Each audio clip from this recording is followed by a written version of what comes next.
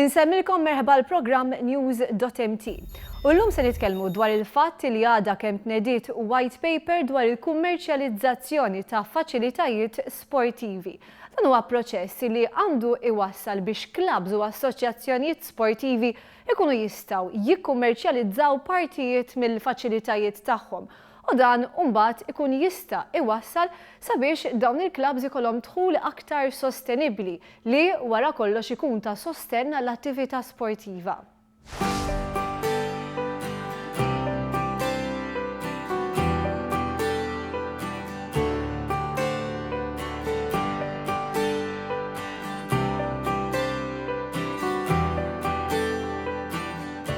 Ta' spiss nisimgħu bl-investiment li jsir minn għaqdiet sportivi fil-faċilitajiet sportivi tagħhom, anke permezz ta' għajnuna mill-awtoritajiet. Iżda la darba wieħed ikun kiseb il-finanzjament u wettaq proġett, il-biċċa u ġieħ ta' ras tkun il-finanzi biex il-post jinżamm tajjeb u l-investiment kapitali ma jispiċċax fix-xejn.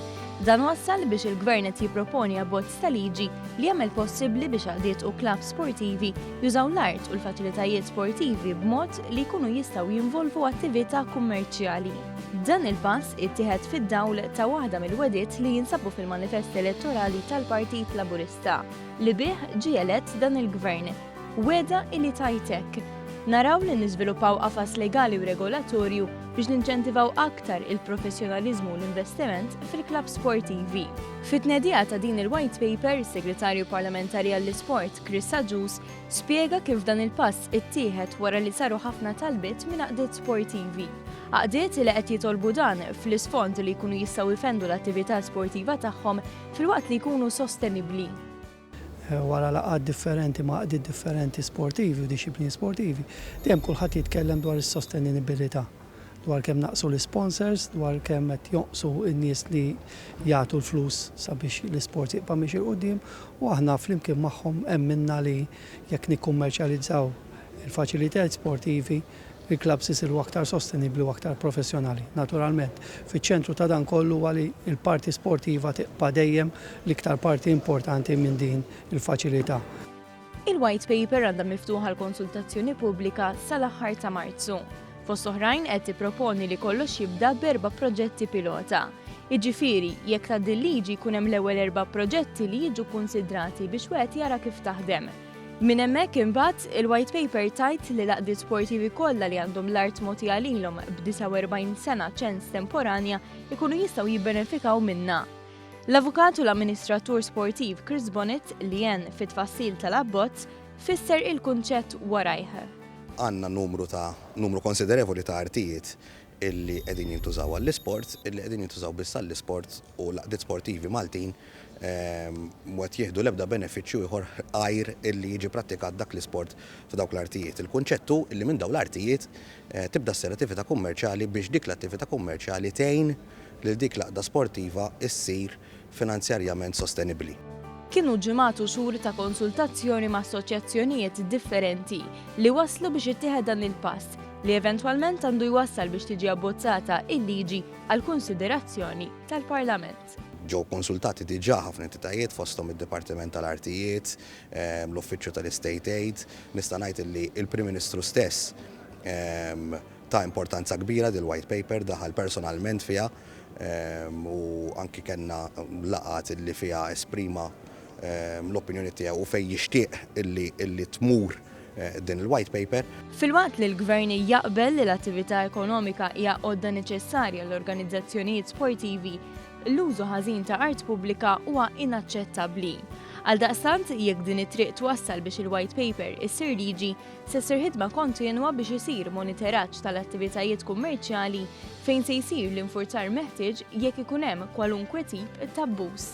Permezz ta' din il-proposta li aħna nittimaw li konna ħafna kummenti fuqha sabiex possibilment ikonna l-aqwa liġi possibbli, aħna nemmnu li l-sport pajjiżna se jagħmel qabża fil-kwalità, isir aktar sostenibbli, isir aktar professjonali u l-banda l-oħra sport Malta tkun f'pożizzjoni aktar li tkun tista' tgħin aktar dak l-isport meqjus bħala minuri. Naturalment l-għaqdiet sportivi huma dawk li se jibbenefikaw l-aktar minn din il-liġi għaliex bi flus ta' dħul ġdid se jkunu mejjuna biex jinvestu aktar fil-faċilitajiet tagħhom.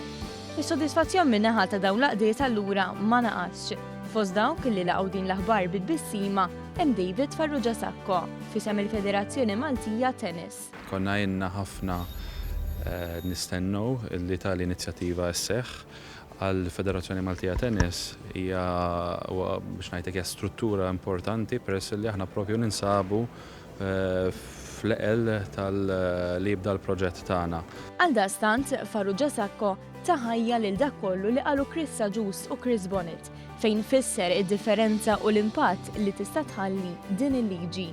Allura din il-liġi ħatat l-opportunità li f'ambjent iktar kontrollat u f'ambjent li huwa iktar flessibbli jawgura li l-proġett iseħħ naturalment fl-isfond tal-liġi u fl-istess ħin itina aktar opzjonijiet sabiex nakkwistaw l-aħjar prodott li nistgħu noffru lit-tennisti kollha Maltin.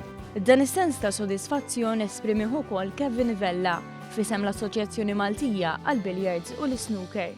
Naħseb li wasal iż-żmien li l-assoċjazzjonijiet sportivi jisiru aktar professjonali u din il-proposta tgħin ħafna biex l-isports f'Malta imur il-qoddim. Din il-white paper hija parti minn kullana ta' benefiċċji oħra li qed igawdi minnu l-isports f'pajjiżna. Intant mhumiex biss laqdiet sportivi li se jibbenefikaw minn din il-liġi. Fil-fatt se jgwadanjaw ukoll l-investituri li jixtiequ jinvestu fl-isport iżda li sal-lum m'għandhomx protezzjoni. Naħsbu illi l-ekonomija Maltija se tmur il-qoddim minħabba l-fatt li l-attività kummerċjali ġib numru ġdid ta' impjiegi fis-setturi kollha u anke għal xiex le jekk il-faċilitajiet ikunu aħjar turizmu sportiv li nistgħu nattiraw iktar milli qed nattiraw illum. Wieħed jista' jibgħat il-kummenti tiegħu permezz email fuq sportsfacilities.mede@gov.mt jew inkella minn fuq is-sit elettroniku tal-Ministeru għad-Dialogu Soċjali. L-ewwel li għandhom jibbenefikaw ma' National Associations jew Federations kif ukoll il-klabs tal-futbol u l-water polo. Minn hemm mbagħad naraw xi kienu r-riżultat u nħarsu l-qudiem sabiex aktar faċilitajiet sportivi ikunu jistgħu jibbenefikaw minn din il-liġi.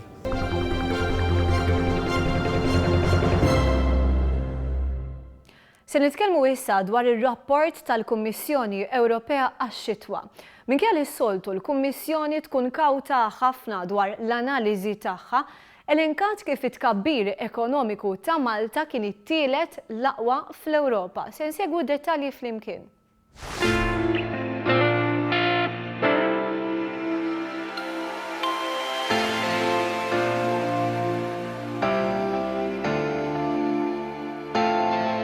L-ekonomija Maltija sejra tajjeb illum huwa fatt magħruf għax il-Gvern biddel id-direzzjoni ekonomika tal-pajjiż u ekonomija li sa 3 snin ilu kienet tikber bil-mod anke jekk mhux f'riċessjoni, illum qed tispikka meta mqabbla ma' dik ta' pajjiżi oħra Ewropej.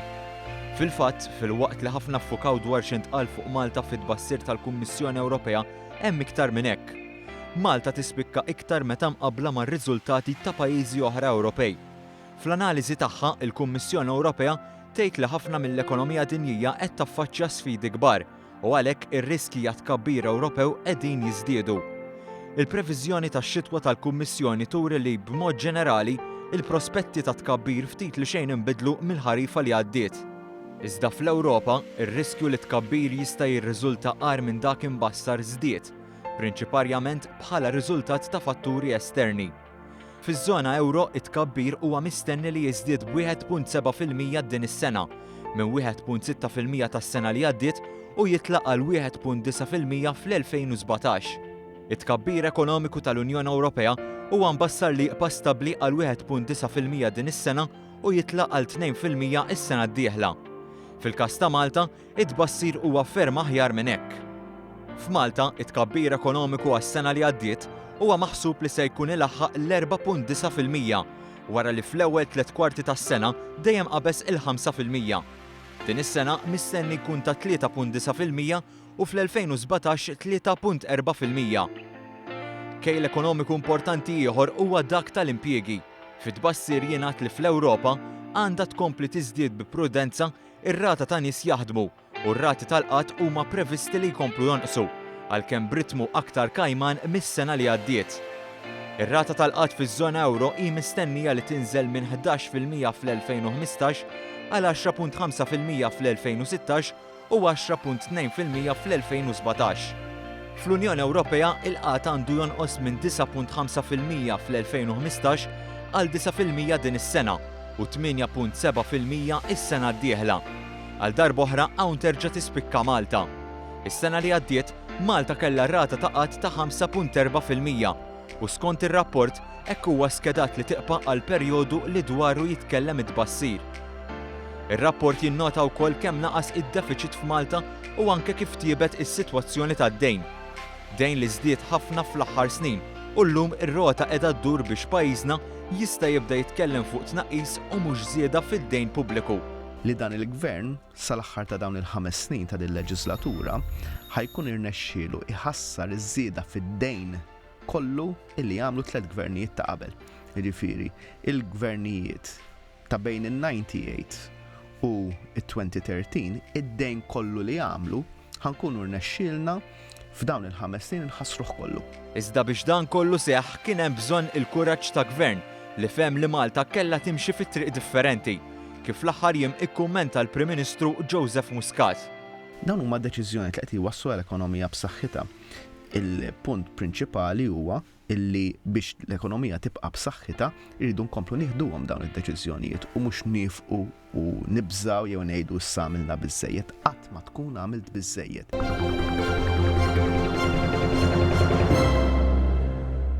Fil-Kamra tal-Aħbarijiet tagħna għandha diversi tipi ta' ġurnalisti, għandna dawk li jikdbu però mbagħad għandna wkoll dawk li jkunu wara il-kamera.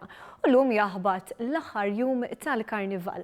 Għalhekk sentukom toma ta' dak illi esperjenzaw il-kamera persons tagħna fejn jidħol il-briju, il-ferħ id-divertiment tal-Karnival. Naraw flimkien. Destination unknown, no, no, no, no.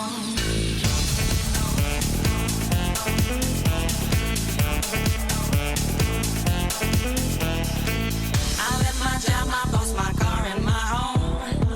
I'm leaving for a destination I still don't know. Somewhere nobody must have duties at all. And if you like this, you can follow me. So let's go. Follow me. And let's go to the place where we belong and leave our troubles at home. Come with me. We can go to a paradise of love and joy, a destination unknown.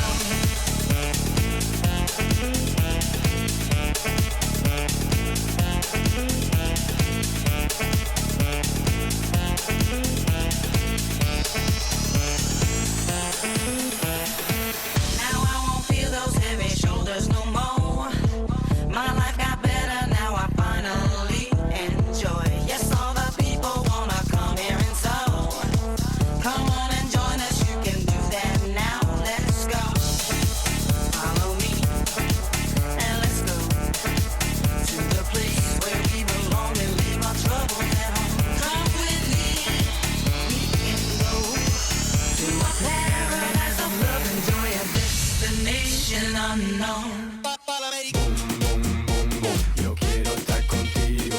Boom, boom, boom, boom. Tú quieres estar conmigo. Boom, boom, boom, boom. Dale cosa rica. Boom, boom, boom, boom. Trae tu amiguita. Boom, boom, boom, boom. Yo quiero estar contigo. Boom, boom, boom, boom. Tú quieres estar conmigo. Boom, boom, boom, boom. Dale cosa rica. Mami, mami, mami, oh.